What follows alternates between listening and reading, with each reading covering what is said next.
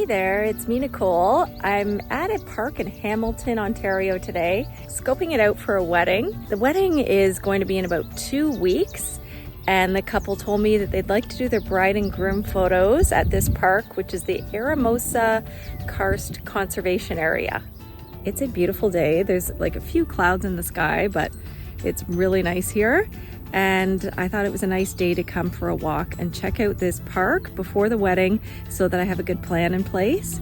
And since it is so sunny, I will be able to see, where the shadows will fall. And I'm gonna walk around the park and just highlight some areas that I think will be good for photos and tell you why I think they'll be good. So it is noon, so the sun is like pretty much directly overhead, and that can make it a little bit trickier.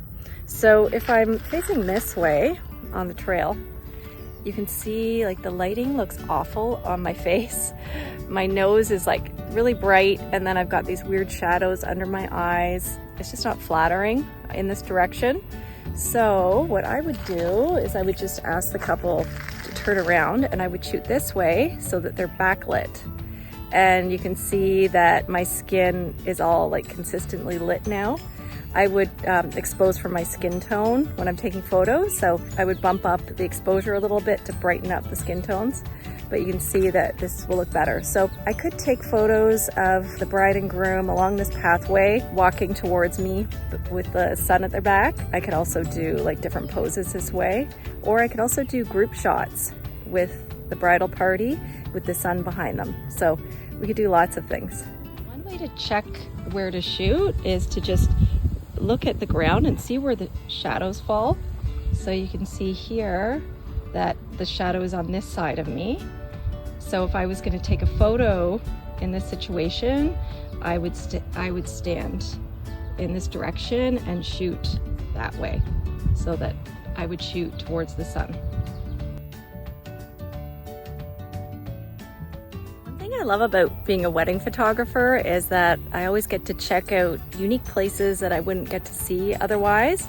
And like I never knew about this park before, and it's really beautiful. So it's nice to be here on a nice sunny day to check this out.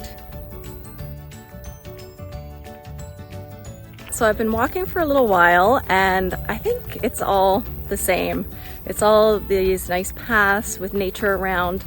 So I think, we could stop at one or two places, and after that it's going to look repetitive, but it is beautiful. And as I've been walking, I've realized I've been on this like short loop. So the only problem is if the bride is going to be wearing any heels, or the bridesmaids, they may not want to walk very far. So we'll have to see what kind of footwear they have and if they're comfortable on their wedding day. If they're wearing really high, uncomfortable heels, we might not be walking too far. Definitely be avoiding this area. It's nice that they gave us a warning. That is the last thing we want on a wedding day, is ticks. All right, I kept walking. I found another path, and behind me I see a little shady patch right over there, you can see. So that would be a good option for bride and groom photos. Also, bridal party photos could be done in there. I like shooting backlit, but if it is going to be a hot sunny day like today, the bride and groom might get too hot, especially a groom in a suit. He might be getting really hot if it's a hot sunny day with the sun beating on his back. So it is always nice to have a shady location where people can go and be more comfortable. So if I chose this spot, I would likely ask the couple to stand right at the edge of the shade, looking towards where I'm standing, so standing somewhere around here. And I like this because, as you can see, there's more light speckling in the background. So if I place them at the front of the shade and exposed for their faces, the background would be a little bit brighter. So it would give that bright, light, and airy feel to the photos.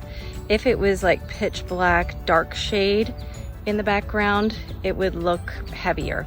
So I think this is going to be a good location. It will keep the couple comfortable, and it will get that nice light and airy look. Here's another little shady section I could use. I would just position the bride and groom in that shade with the sun behind their back, so that if the sun does hit them, it won't affect the front of their bodies.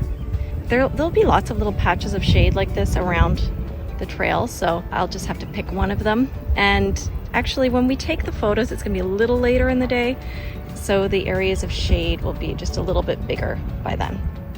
Here's a nice little meadow area, and I am shooting toward the sun right now, so I could have the couple like stand in front of these weeds and then shoot with them backlit.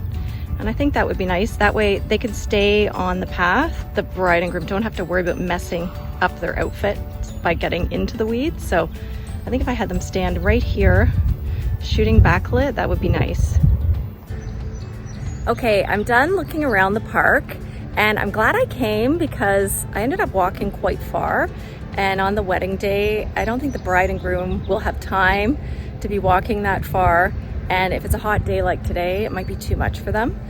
So after going around the park one time, I can see that when I come here, I will definitely prefer to go a certain direction, because that way I can hit like all the prime spots quickly and we can be efficient and I won't waste anyone's time. So when I come here, if it is a sunny day like today, it will be just a little bit later than it is right now. So the sun will be further down in the sky. So I will either shoot backlit, that's an option like I was mentioning, or I will find some shady patches.